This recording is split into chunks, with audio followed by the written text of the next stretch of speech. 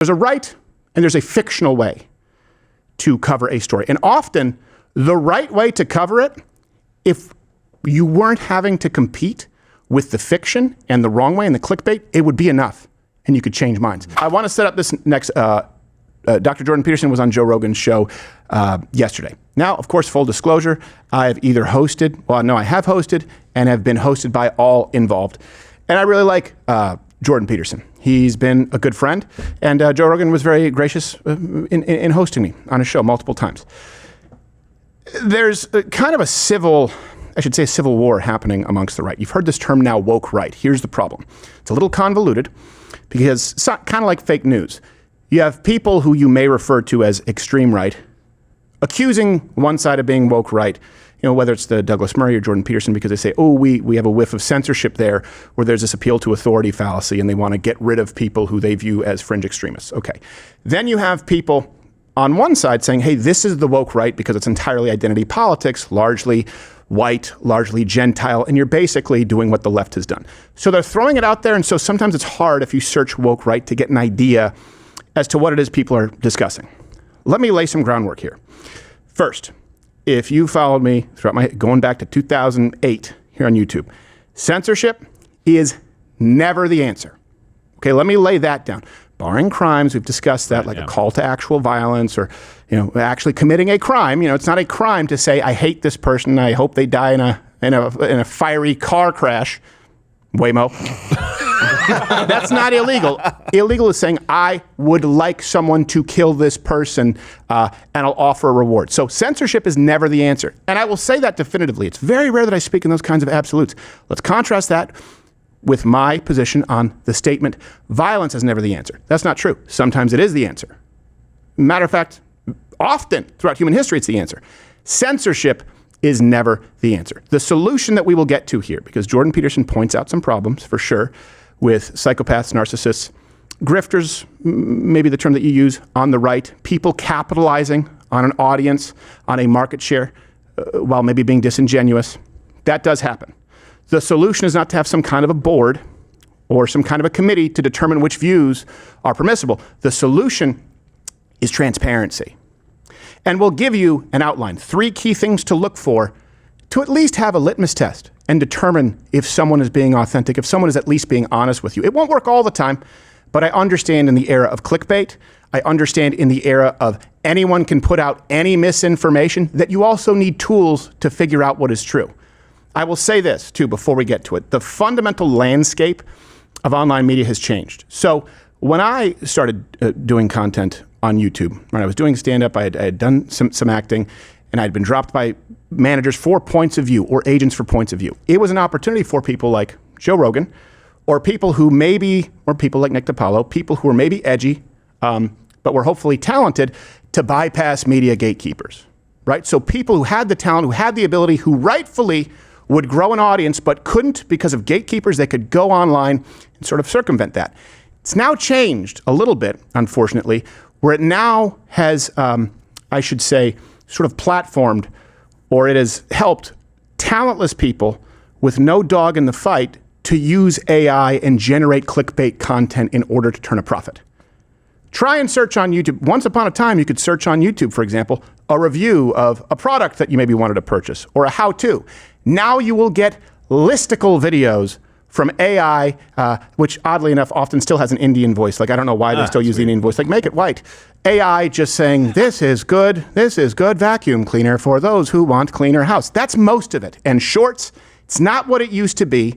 And so it's tough to navigate. So let's go to, I think we kind of have a montage here. I want to be fair, be as transparent as possible, and let Jordan Peterson make his case. He's right on some. And I would disagree or sort of, I guess, part ways on some other views. Here he is discussing the woke right, establishing guardrails, and some of the problems that we face in new online media. Imagine this. I've been working on a new theory of political psychopathology, and I like it quite a lot. Is this where the term the woke right comes in? Yeah, well, Lindsay is pointing at that, but he hasn't got the diagnosis exactly right. So it isn't woke. That's not the issue. That argument is predicated on the claim that the ideas are the problem, like the woke ideas, for example, on the right or the left. But that's not the problem. The problem is that 4 to 5% of the population, something like that, is cluster B, that's the DSM-5 terms, histrionic, narcissistic, antisocial, psychopathic, or they have dark tetrad traits. They're Machiavellian, they're sadistic. That's about 4%. Okay, so the question is, how do these people maneuver? And the answer is they go to where the power is, and they adopt those ideas, and they put themselves even on the forefront of that. Right. But the ideas are completely irrelevant. Right. Pause. All they're doing is... That's true. To be clear, what he's talking about are opportunists. What he's talking about here are people. So we're not talking about points of view, up to this point, points of view that are impermissible because they're offensive. We are talking about people who are presenting information, or they are presenting, for example, opinions loosely based on facts that they know to be untrue. That's not everyone who has an opinion that you may find offensive, but that is a problem. So that part is correct.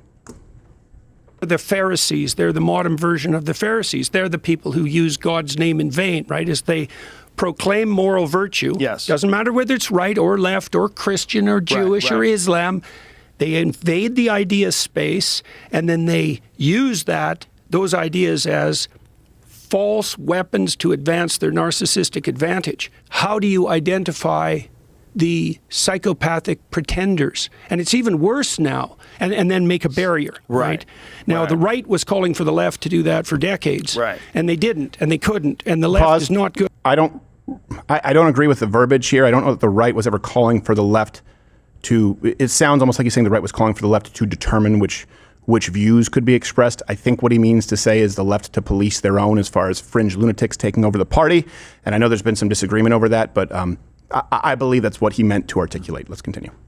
But at drawing barriers, partly temperamentally. The right is somewhat better, but there's no shortage of monstrosity there. Because I've been watching these right-wing, they're not right-wing, these psychopathic types manipulate the edge of the conservative movement for their own gain. And a lot of that's cloaked in anti-Semitic guys. There's plenty of anti-Semitism on the left too, by the way. So it's not unique to the right. Well, but particularly now. Yes, particularly now. Right. Okay, I want to put aside here for a second the anti-Semitism thing, because I know that that's a loaded issue, and you're just going to have people make up their mind no matter what. The Christ is King topic, I don't think there's anything wrong with saying Christ is King. I don't think there's anything wrong with, of course, being an unabashed Christian, but I also understand what people are pointing out if it's used as some kind of a cudgel. Let's not talk about that right now. We'll get back to it. I do want to address the fundamental point, because this can happen on the right or on the left, and it can happen on a multitude of issues, and I'll prove it. We're talking about the psychopaths, we're talking about the grifters, we're talking about the opportunists. We've been here a long time, been here the longest, okay? And I don't say that to pat ourselves on the back. I say it because it's true, and so I've seen the evolution. I've seen the rise and fall of a lot of people, and I've seen certainly people with psychopathic or narcissistic tendencies, and by the way, that term is overused. Everyone is narcissistic to some degree. If you look in a mirror, you're narcissistic. Okay, I mean in the clinical sense. I mean people who will use other folks or seize opportunities for personal gain at the cost of others when they don't even have to. That's more of a pathology. So let's address psychopaths, grifters, opportunists. It is a problem. They exist on the left, they exist on the right. He talks about we need to have a solution to identifying these. I agree. I propose one. You, when you're looking for information, or you are looking for someone to trust, or asking yourself, is this someone I can trust? Is this piece of content something I can trust? I think there are 3 important things that you can look for that weed out the frauds 90% of the time, or the bad actors. Number 1, look for transparency. So is this person, or does this source, do they gatekeep? Do they make their references publicly available? And by the way, I mean that across the board. Now, I've been doing this for years, and I've done it because we've witnessed this problem for many years with those on the right. Now, I don't just mean someone saying, by the way, this is true, you can Google it. I mean consistently the totality. Do they make all of their information, when they are presenting facts, do they make them referenceable so that you can consistently do your own research, and do they encourage it? If they don't, well, not only do you have questions and you can't get answers. So look for transparency. Very few people do that. It doesn't mean that if someone doesn't do it, that they're being dishonest. That's why I have two more sort of qualifiers. It's a lot of work. It takes many hours for us to make the references available. Link in the description as we do every day. Number two, look for a track record. Now, I understand that people have perspectives that change. For example, you can go back, you can see me in 2009. There was a point where I went through a more libertarian phase where I thought, you know what, okay, the drug war is a failure. And so you can even see me sort of entertaining the idea of legalizing everything. I now realize that that's absurd. I think the state should be able to do what they want with marijuana. Don't misconstrue what I'm saying here. But I have been around for a long time, and you can go back and see my track record. You can see if it's consistent. So you ask yourself, all right, how long has this person been around? How long have they been doing this? And how long have they been presenting this perspective with some level of consistency? Meaning, did they only change their perspective when there was something to gain? If someone has a consistent track record for a long enough period of time, you are going to go back in time and find them espousing these views and presenting this information when they were doing so at great cost to them, not opportunity. So if someone is a Johnny-come-lately only when there is opportunity, for example, there are a lot of turncoats, right? You see it on CNN, like, I used to be a Republican, but the S.E. Cups, the Anna Navarros of the world, people who were liberal up until, let's say, 2016, who were part of anti-Trump, anti-Republican, anti-conservative movements who all of a sudden, MAGA, MAGA, MAGA, those people exist. Pretty easy to root them out. Which brings me to qualifier number 3, that's profit motive and or source of profit. So we have transparency, look for a track record, and ask yourself, what's the profit motive here? What is the profit source? Everyone needs to make a living. I understand that, okay? So I'm not saying you're a shill if you make a living. Is this person, is this source, this website, this publication, are they beholden to a profit source or a motive? In other words, are they required to present this point of view? Who is that?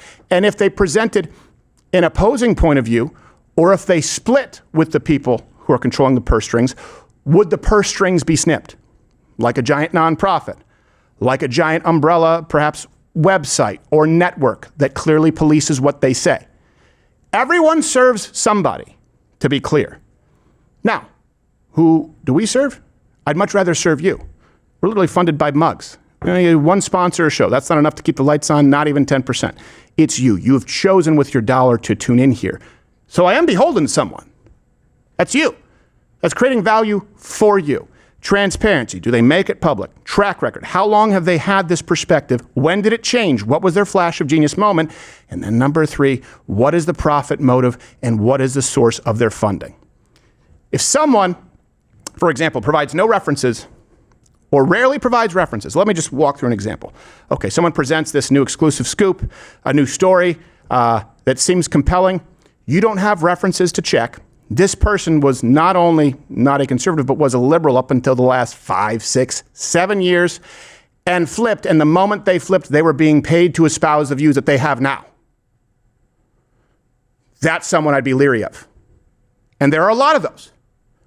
Does that help? Let me move on to something else too. And this is a problem that we run into. We have for quite a bit, is clickbait. Identifying good content versus bad content. Clickbait, the atmosphere of clickbait, unfortunately allows dishonest bad actors not only to survive, but to flourish. And it is an exercise in frustration. Here's why. Clickbait, often people doing it, they are beholden to, I don't know, YouTube ad dollars. Or they are beholden to often Google ad dollars if it's a website. Right? The only way to sort of circumvent that is to be directly beholden to a subscribership, to you, the person, perhaps some good sponsors, of course. But if it's generic ads, okay, we all know what happens there. You're demonetized. So clickbait, there's an incentive to simply feed the beast. Click, click, click, click, click, click, click. That doesn't take into account honesty. Now, I'm not saying that censorship is the answer, because the way you combat this is with better information. Let me give you some examples as to what is frustrating. For example, there's a right and there's a fictional way to cover a story. And often the right way to cover it, if you weren't having to compete with the fiction and the wrong way and the clickbait, it would be enough and you could change minds. You may still see people out there right now, for example, saying that George Floyd pistol whipped a pregnant woman.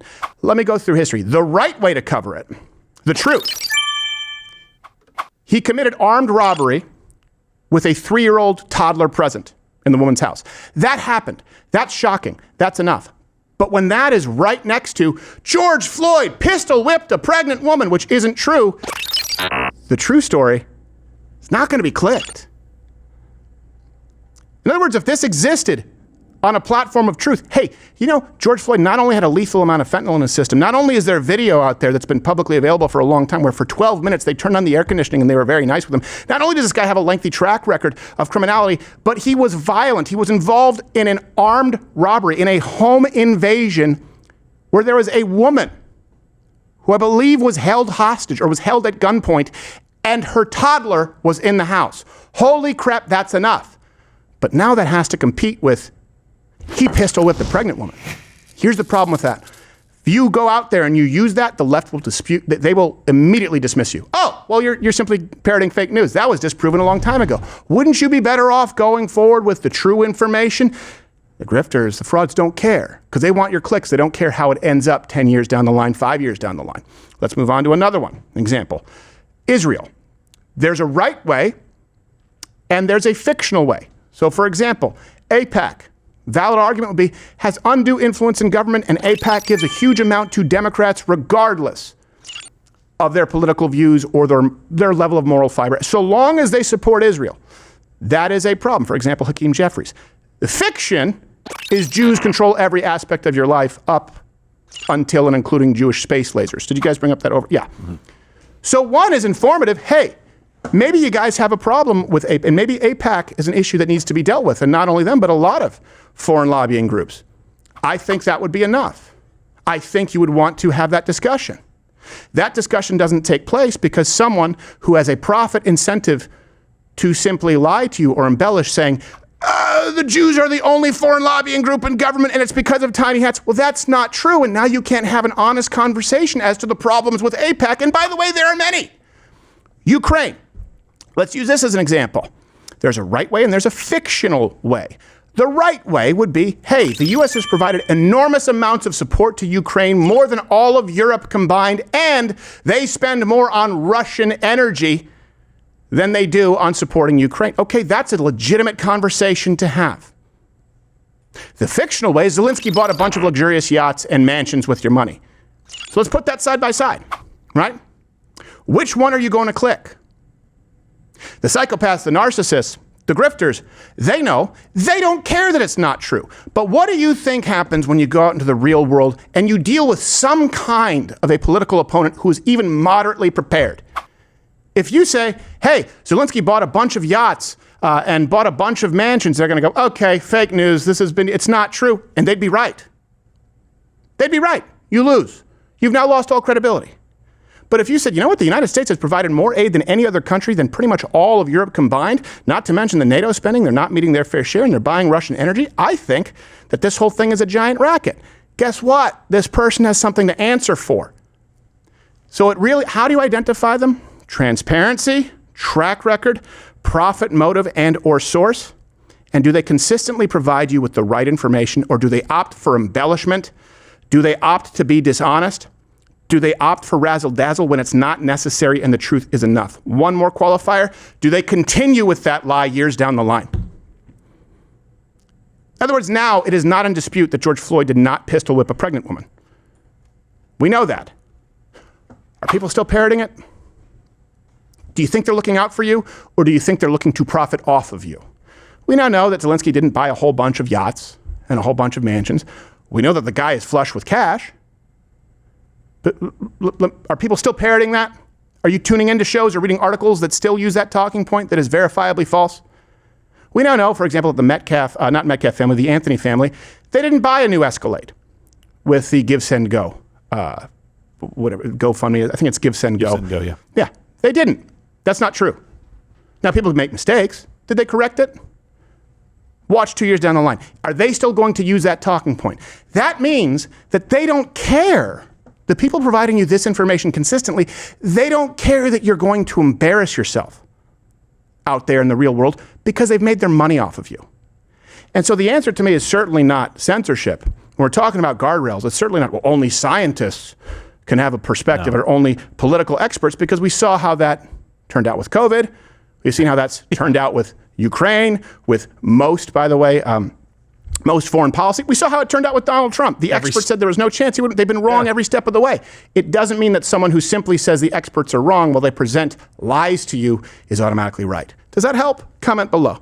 Those three: transparency, track record, profit, motive, and or source, and what to look for. Please, because it's a problem that we need to solve. Absolutely. We have to solve it. And the answer, like you said, it's not even about canceling people. It's not about shunning. Not at all. It's basically saying, look, these ideas, this is wrong. This is a problem in biblical times too. Jordan referenced this about the Pharisees, but really it goes back even further. False messiahs, false prophets. How do you understand who's really on your team? They're wearing your team jersey. They're saying your stuff, but they're not really on your team. And that's Acts 17:11. Receive it, but be willing to go do your own research. We're making sure that you have the ability to do your own research by putting the sources online so that you can go and see them. It's very clear. We have to do this because people still parrot the not verifying people on both sides. Right. That still comes up on the media, and we hated that. Mm-hmm. We have to do the same thing on our side. Make sure we don't fall victim to what the left has done as well.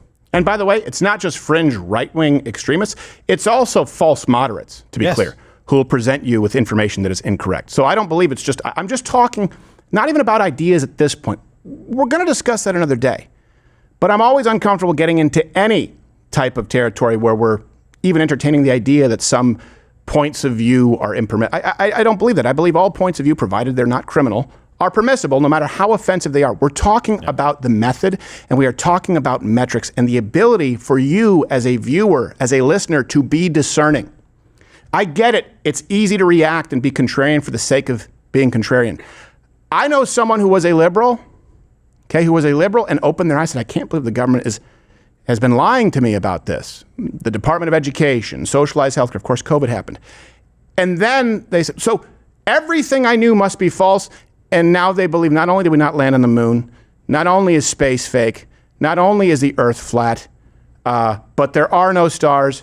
Dinosaurs have never existed, like everything, because all of a sudden their truth came unglued. And that's not a good thing either. We do have to be centered by the truth. And by the way, I'm a right-wing extremist, full disclosure. To the left and to the moderates, I would be considered a right-wing extremist, but I also think honesty matters. It's important to be honest. It's important to be right. And for as many times as former President George W. Bush was wrong, there were some times, for example, where he was correct. Not often, like on feminism. Here's some advice. Now let's talk about your largest opposition. I'm speaking, of course, of feminists. But it's important to remember, angry feminists want the same thing we all want. Love, affection, and to be held down, sometimes choked.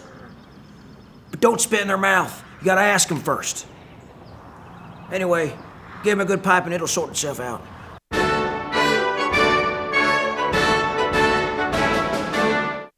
See, two things can be true. He was wrong about a lot, but that is good advice. Keep watching. Click.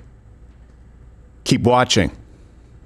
Click. Keep watching. Click the keep watching. Click. Keep watching. Click. Keep watching.